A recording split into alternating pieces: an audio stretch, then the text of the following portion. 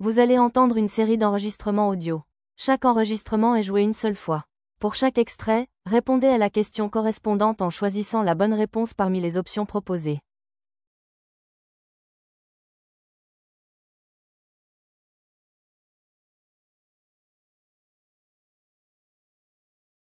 Durée totale de l'épreuve, environ 40 minutes. Utilisez un casque audio de bonne qualité pour une meilleure écoute. N'oubliez pas de lire attentivement les questions avant d'écouter l'extrait.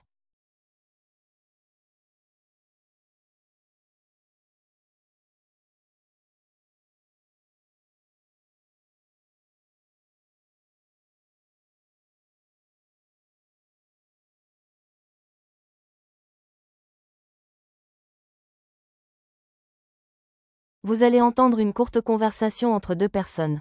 Indiquez à quel dessin correspond chaque conversation.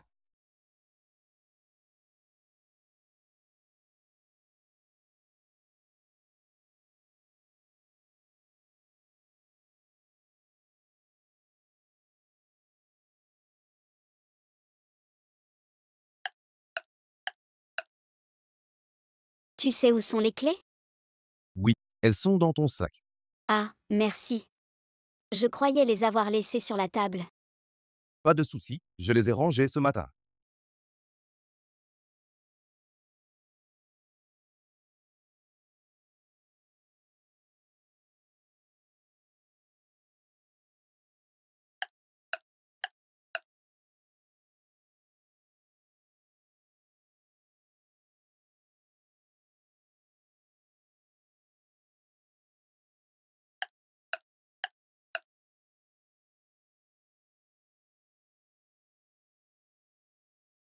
Tu veux qu'on aille se promener au parc après le déjeuner? Avec plaisir, j'ai besoin de prendre l'air. On pourrait marcher un peu et s'asseoir ensuite. Parfait, on part vers 15 heures?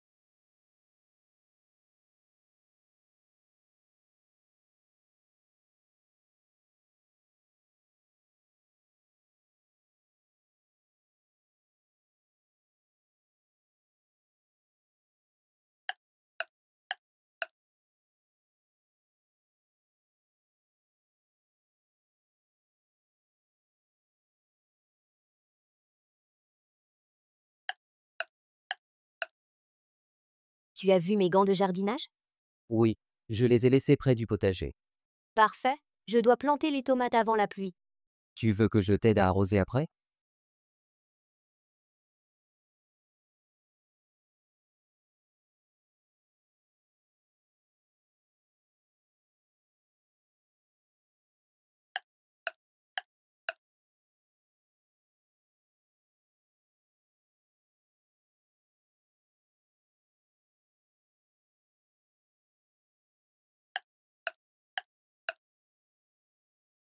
Tu veux qu'on déjeune ici ou tu préfères emporter? Restons, on n'a pas souvent l'occasion de discuter tranquillement. D'accord, je vais commander 2 plats du jour. Parfait, je prends une soupe en entrée.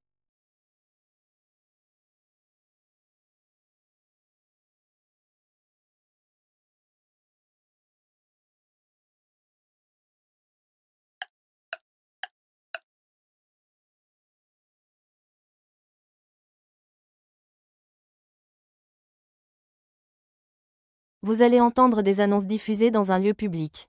Pour chaque annonce, répondez à la question correspondante.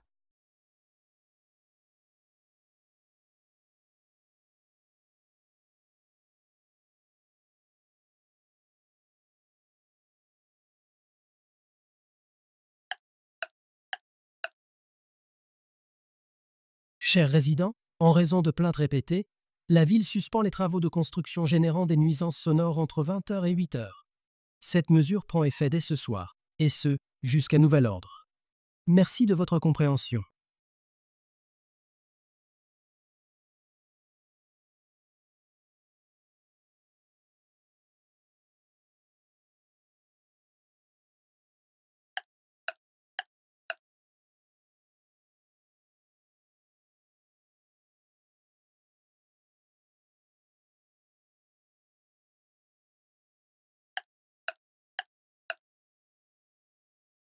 Attention voyageurs du train 8421 à destination de Bordeaux. Ce train partira finalement du quai 12 au lieu du quai habituel. Merci de bien vouloir vérifier les panneaux d'affichage. Aucun changement n'est prévu concernant les horaires ou les arrêts. Merci de votre vigilance.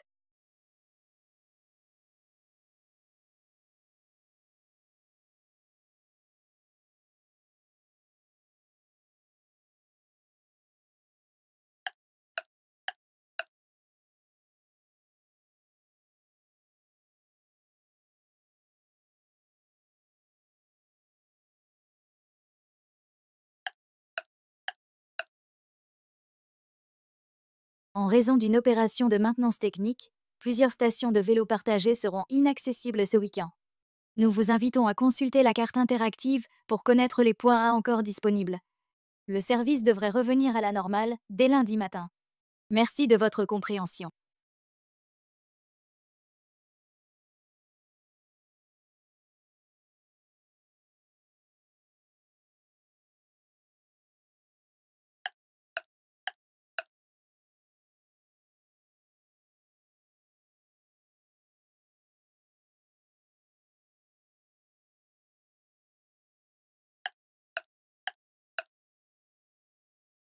Cher client, nous vous informons que les œufs bio sont actuellement en rupture de stock. Une nouvelle livraison est prévue demain matin. Nous vous prions de nous excuser pour la gêne occasionnée et vous remercions de votre compréhension.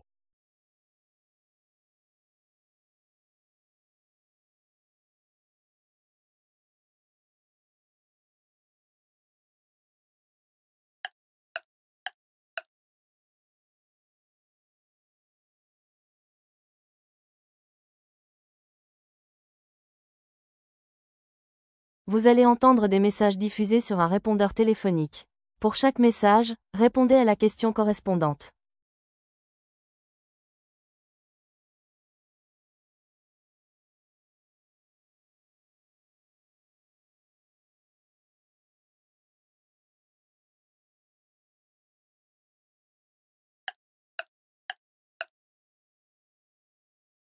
Bonjour, je vous appelle suite à votre annonce. Je pars en déplacement ce week-end et je cherche quelqu'un pour garder mon chien, Max. Il est très sociable. Merci de me rappeler si vous êtes disponible, même pour une garde de 2 jours seulement.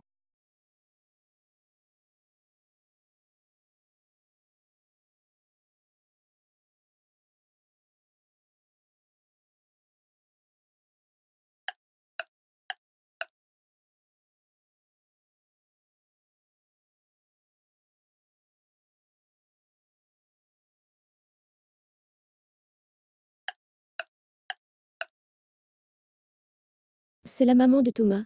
Il ne répond pas à mes messages depuis hier, et je sais qu'il avait un entretien avec vous aujourd'hui. Je voulais juste m'assurer que tout va bien. Merci de me rappeler, si vous avez un instant.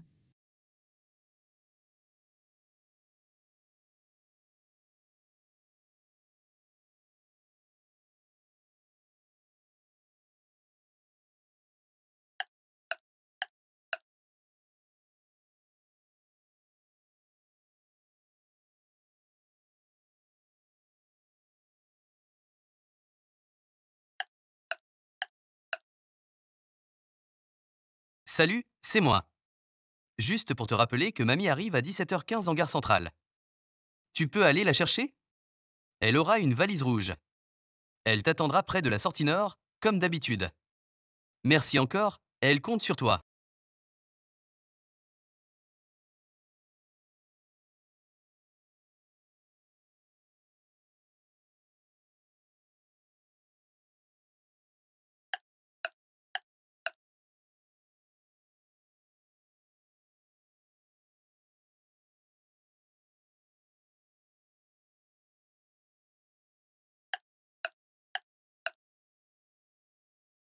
Salut, je viens d'atterrir, mais on est resté bloqué sur le tarmac. Je risque d'arriver avec du retard à la sortie. Si tu peux patienter un peu à l'aérogare, je t'enverrai un message dès qu'on bouge. Merci de m'attendre.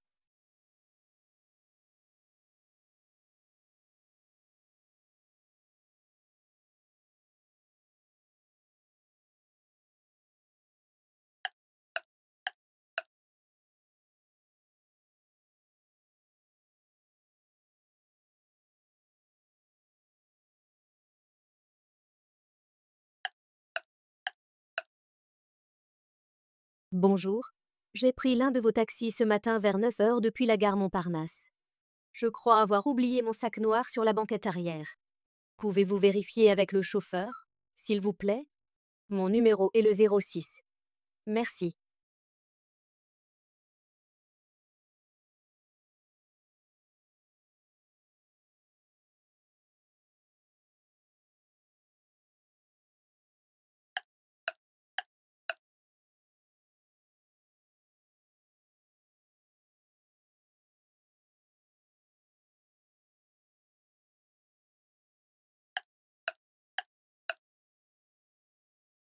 Salut, je suis encore coincé dans les embouteillages, j'aurai au moins 20 minutes de retard. Ne m'attendez pas pour commencer, je vous rejoins dès que possible. Désolé, j'avais mal estimé le trafic en sortant du boulot. À tout de suite.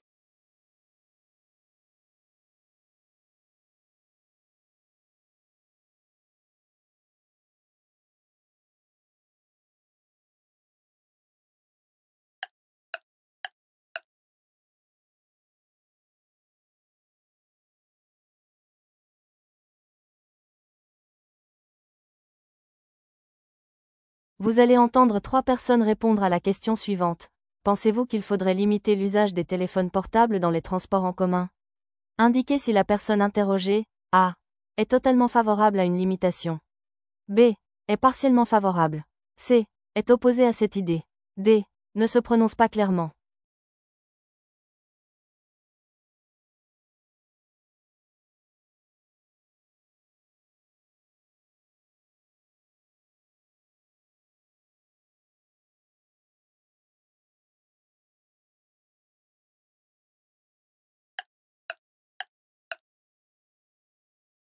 Je trouve que certaines personnes abusent, surtout avec le son à fond.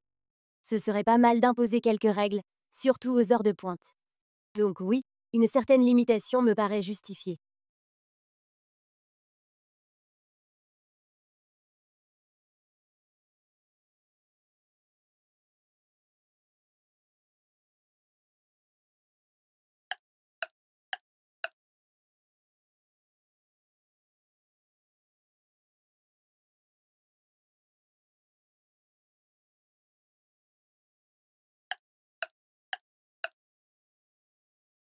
Je vois pas pourquoi on interdirait ça. Chacun fait ce qu'il veut, tant qu'il dérange pas les autres. Pour moi, c'est exagéré de vouloir limiter l'usage des téléphones dans les transports.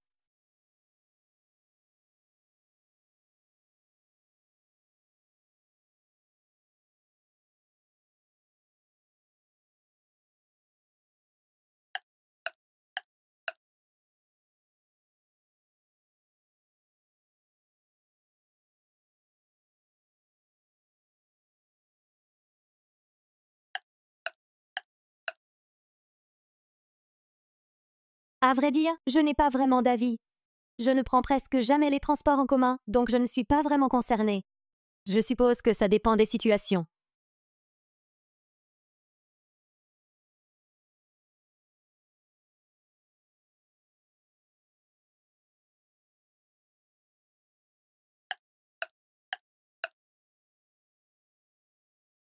Vous allez entendre 3 personnes répondre à la question suivante. Faut-il interdire les animaux dans les appartements en location?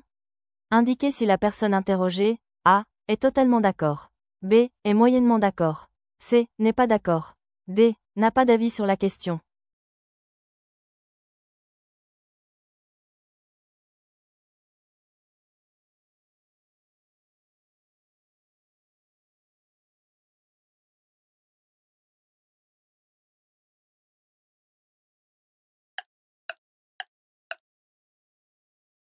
Disons que quand on loue son appartement, on espère qu'il reste en bon état. Et avec des animaux, on ne sait jamais. J'ai déjà eu de mauvaises surprises, donc maintenant, je préfère éviter ce genre de situation.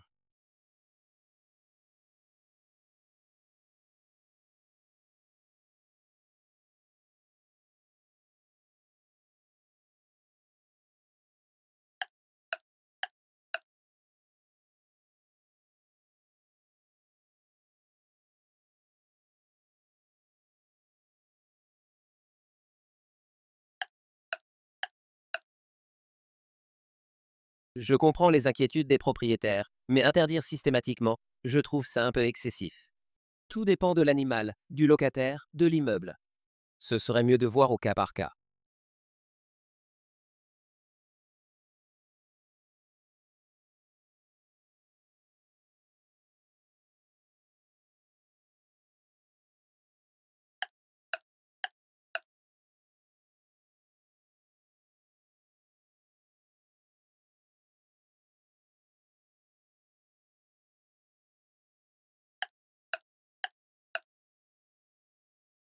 Je vis avec un chat depuis des années en location, et il n'a jamais causé de problème.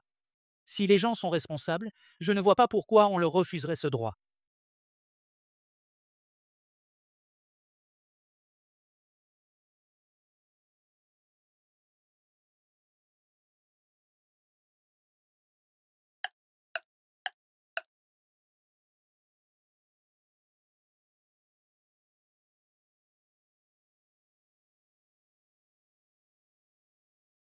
Vous allez entendre des émissions de radio. Pour chaque émission, répondez à la question.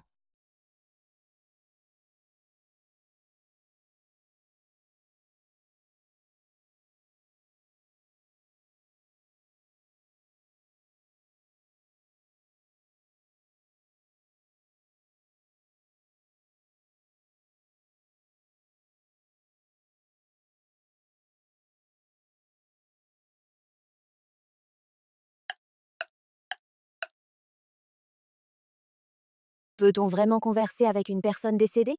C'est le pari de plusieurs startups qui utilisent des données vocales, des messages et vidéos pour créer une version numérique de proches disparus. Si certains y voient une forme de réconfort, d'autres dénoncent une simulation troublante, un artifice qui joue avec les limites du deuil. Car ces IA, bien que fluides et convaincantes, ne reproduisent qu'une illusion d'intimité, elles n'évoluent pas, ne ressentent rien. Le plus dérangeant, peut-être, c'est qu'elles répondent avec des phrases construites par des algorithmes, sans la moindre conscience. Peut-on encore appeler cela un souvenir?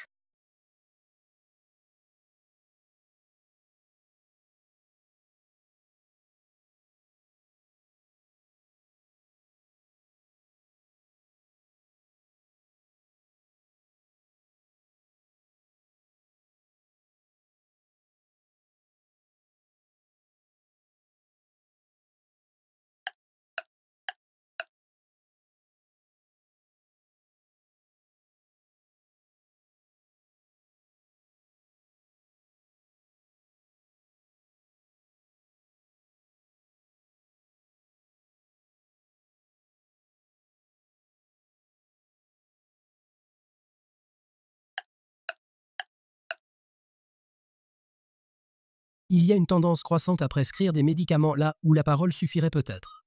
Un adolescent anxieux? Une pilule. Un adulte qui traverse un deuil? Une autre pilule. On oublie que certaines souffrances sont normales, qu'elles font partie du vécu humain. Bien sûr, les troubles mentaux doivent être pris au sérieux, mais transformer toute émotion en pathologie à soigner chimiquement, c'est aussi nier la complexité de l'existence. Ce que je dénonce, ce n'est pas l'usage des médicaments, mais leur automatisme. Il devient plus simple et plus rentable de prescrire que d'écouter. Dans certains cas, les effets secondaires sont plus lourds que le mal initial. Et à force de vouloir faire taire la moindre tristesse, on risque d'anesthésier ce qui nous rend humains.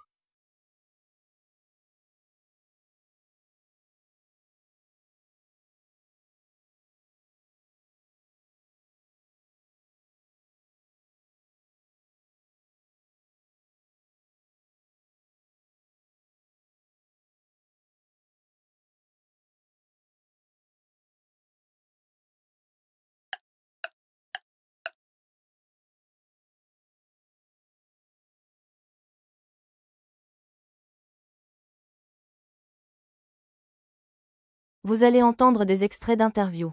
Pour chaque extrait, répondez aux questions.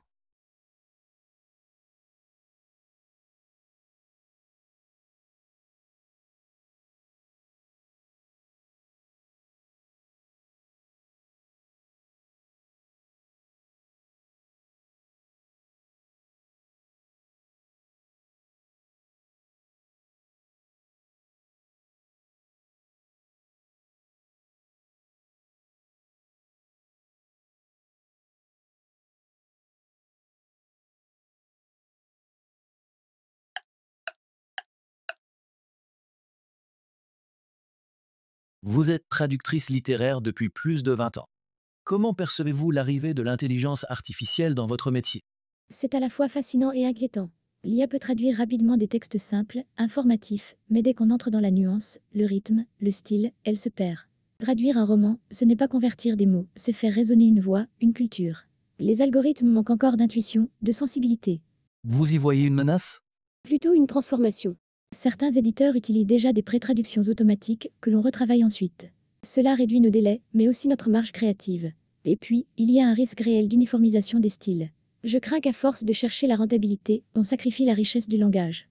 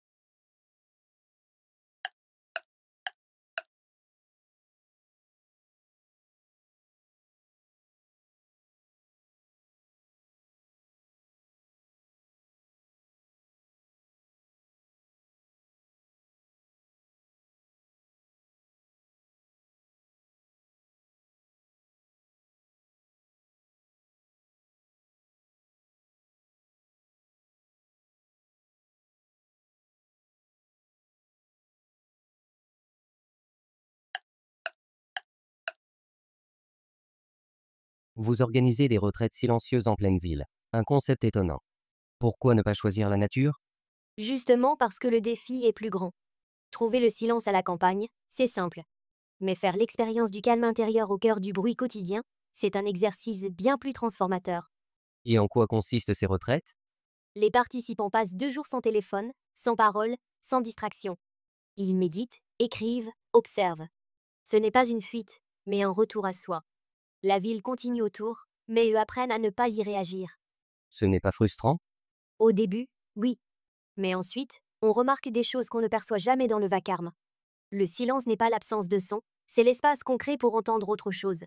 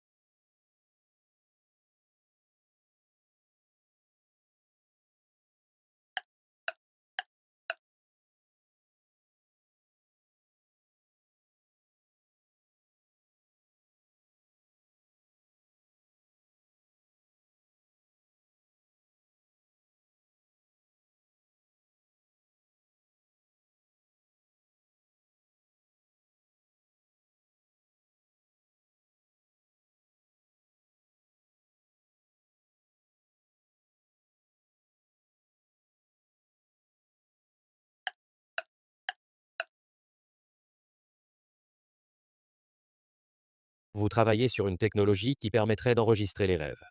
Science-fiction? Plus maintenant. Grâce à l'imagerie cérébrale et aux algorithmes d'interprétation neuronale, on peut déjà reconstituer des fragments visuels liés à l'activité onirique. Ce n'est pas du cinéma, mais une forme de souvenir numérique. À quoi cela pourrait-il servir? Mieux comprendre les troubles du sommeil, anticiper certains états émotionnels, mais aussi préserver des expériences subjectives, uniques. C'est une mémoire intime que l'on n'a jamais pu archiver jusqu'ici. Cela ne soulève-t-il pas des questions éthiques? Bien sûr. Qui y aurait accès? Est-ce qu'un rêve appartient au rêveur ou à la machine qui l'enregistre? Peut-on manipuler ces images? L'enjeu, c'est de créer un cadre avant que la technologie dépasse la réflexion.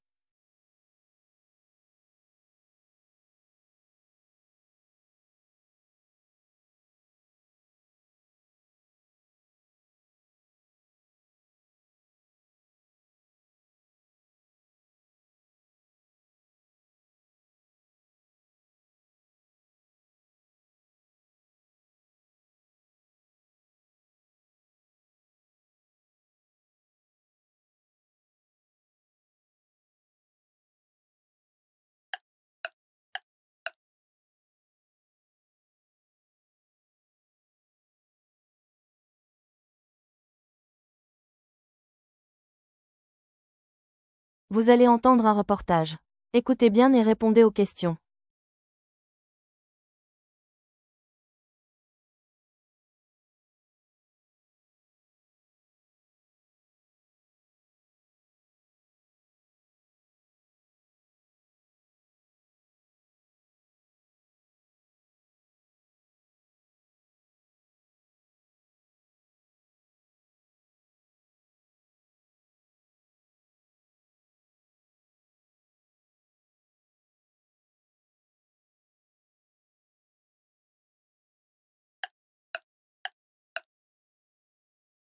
Dans les Alpes françaises, la réapparition du loup, disparu pendant près d'un siècle, suscite autant d'admiration que d'inquiétude.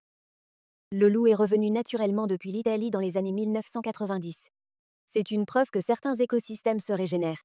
Sa présence régule les populations de cervidés, ce qui limite les dégâts sur la flore. Régulés, peut-être. Mais nos troupeaux, qui les protègent? Chaque attaque, c'est une perte économique, mais surtout un stress quotidien. On a beau installer des clôtures ou des chiens de protection, rien n'est infaillible. Le retour du loup cristallise des peurs anciennes. C'est l'image du prédateur, de la menace dans l'ombre. Dans les contes populaires, le loup incarne l'inconnu qu'on cherche à repousser. Comment l'État gère-t-il cette coexistence? Il existe un plan loup. Il fixe des quotas d'abattage, des indemnisations et encourage la prévention. Mais les extrêmes s'affrontent. Certains réclament l'éradication, d'autres une protection totale. Trouver un équilibre devient un exercice d'équilibriste. Et les habitants? Moi je ne suis ni pour ni contre. Mais on ne nous consulte pas. On parle de territoire de biodiversité, mais c'est notre quotidien qui est impacté. Les décisions tombent de Paris, sans dialogue.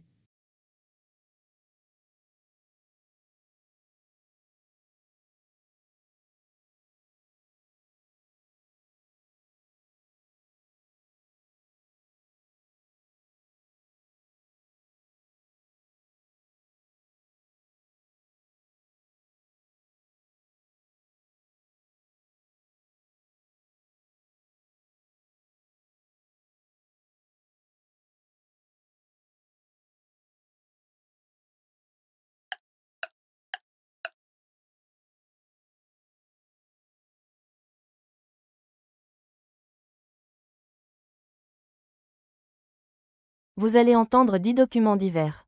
Pour chaque document, répondez à la question.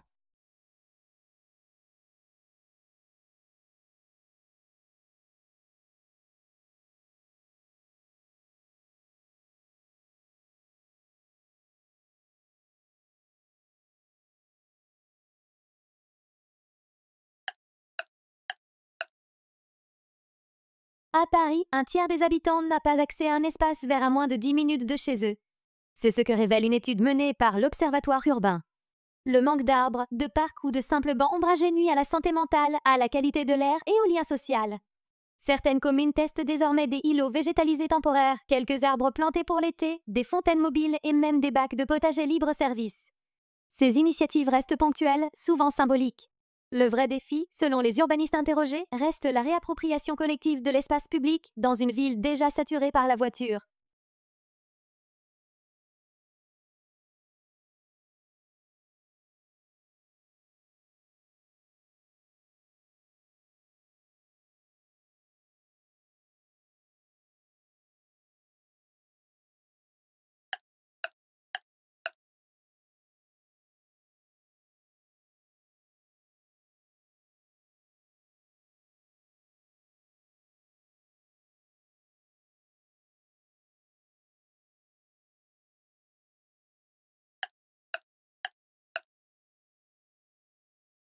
Vous hésitez devant 30 options de café sur une machine?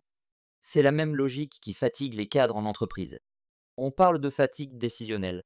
Plus on prend de décisions dans la journée, plus leur qualité diminue. Selon une étude récente, les managers passent en moyenne 3 heures par jour à arbitrer entre tâches, délais, ressources. Résultat, ils procrastinent ou choisissent la solution par défaut. Certaines entreprises testent désormais des pauses décisionnelles, moments sans sollicitation ou bien des outils de hiérarchisation assistée. Mais tant que les décisions sont fragmentées à l'extrême, la surcharge mentale reste difficile à contrer.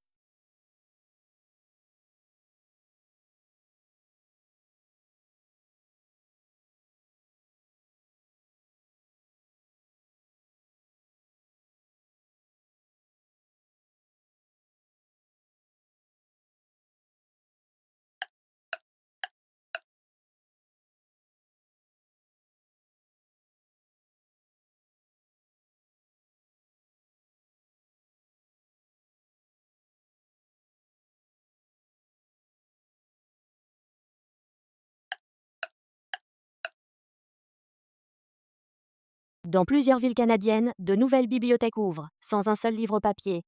À la place, des tablettes, des bornes de téléchargement, des zones de réalité virtuelle et même des imprimantes 3D. Selon les responsables municipaux, ces médiathèques du futur visent à attirer un public plus jeune, habitué aux outils numériques. Mais certains citoyens regrettent le silence des rayonnages, l'odeur du papier et l'idée que la lecture ne passe plus que par un écran. La fréquentation pourtant progresse. Le défi sera de maintenir l'accès à la culture pour tous, même les personnes peu à l'aise avec la technologie.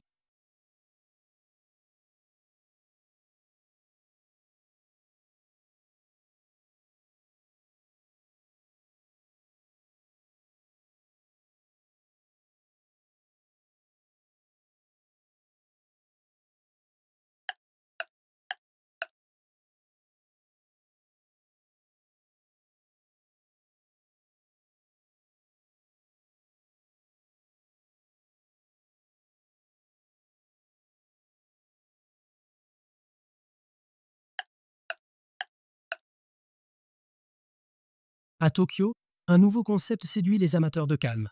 Des restaurants où l'on ne parle pas. Les clients mangent seuls, souvent face à un mur ou à une plante. Pas de fond sonore, pas de serveur qui pose des questions. L'idée? Créer un espace sans stimulation pour manger lentement et retrouver une forme d'attention à soi. En France, des chefs s'en inspirent. Mais certains critiquent ces tendances comme une rupture du lien social. Le repas, disent-ils, est un moment de partage. D'autres estiment au contraire que, dans un monde saturé de bruit, le silence est un luxe précieux, même à table.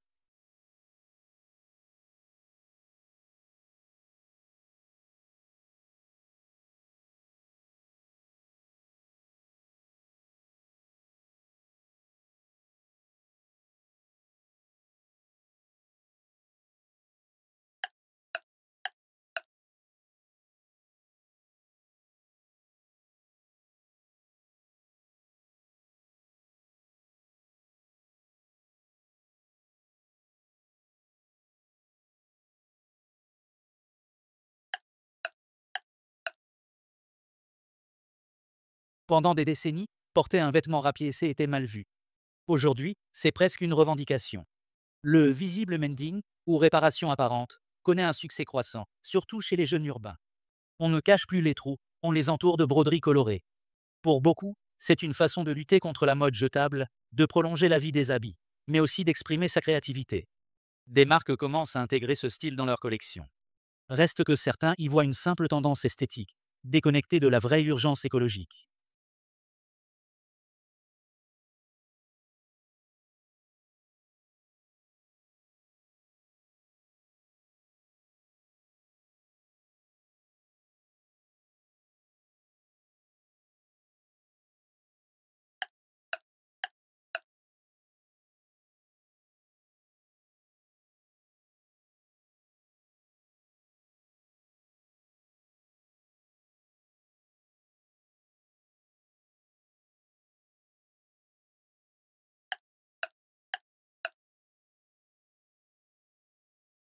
Longtemps considéré comme un défaut ou une perte de temps, l'ennui fait aujourd'hui l'objet d'études sérieuses.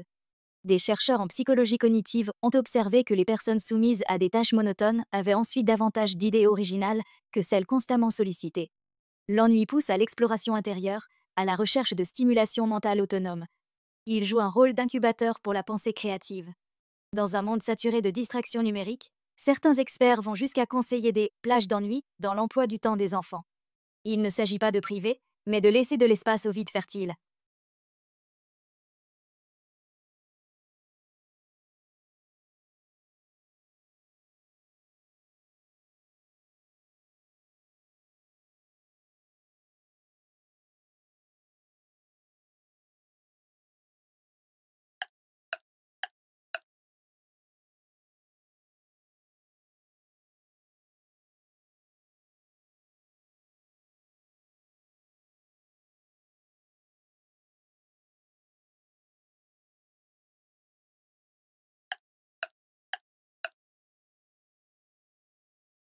Disparus des centres-villes pendant des décennies, les bains publics reviennent peu à peu dans certaines métropoles européennes. Mais avec un nouveau visage. À côté des douches collectives traditionnelles, on y trouve des saunas, des bassins de flottaison, parfois même des espaces de méditation. Ces lieux, ouverts à tous, visent à répondre à un double besoin. offrir une hygiène accessible aux plus précaires, et créer un espace de pause dans un quotidien accéléré. Ce mélange des publics n'est pas toujours évident. Pourtant, certains urbanistes y voient une réponse innovante à la fragmentation sociale, en misant sur la reconnexion des corps et des regards.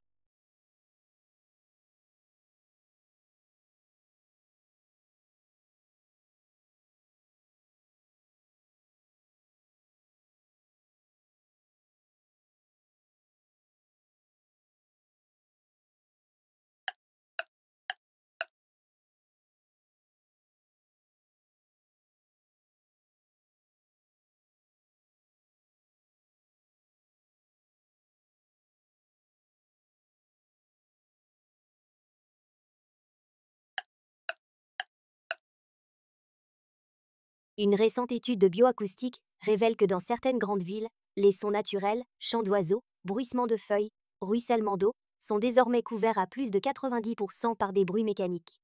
Or, ces sons naturels ont un impact physiologique mesurable: baisse du rythme cardiaque, diminution du stress, amélioration de l'attention.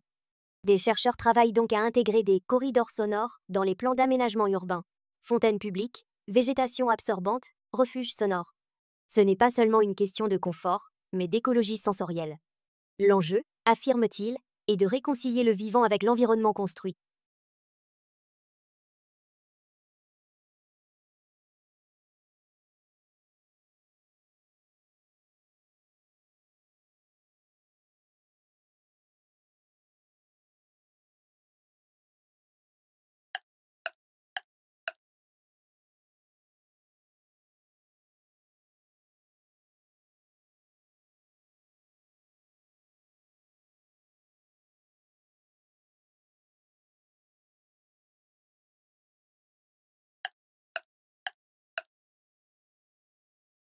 Depuis peu, des entreprises proposent de faire envoyer les cendres de proches décédés sur la Lune.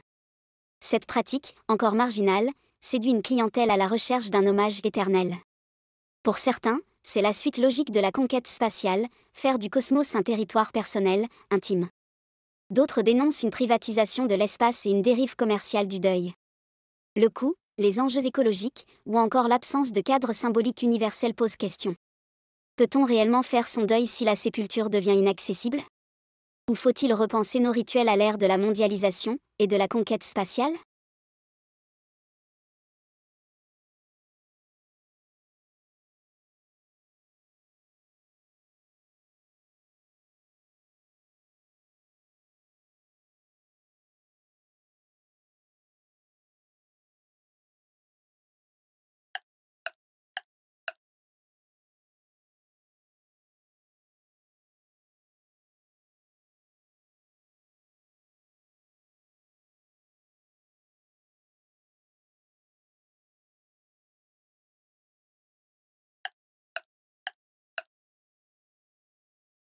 Dans une société qui glorifie l'efficacité, le temps vide est souvent perçu comme du gaspillage.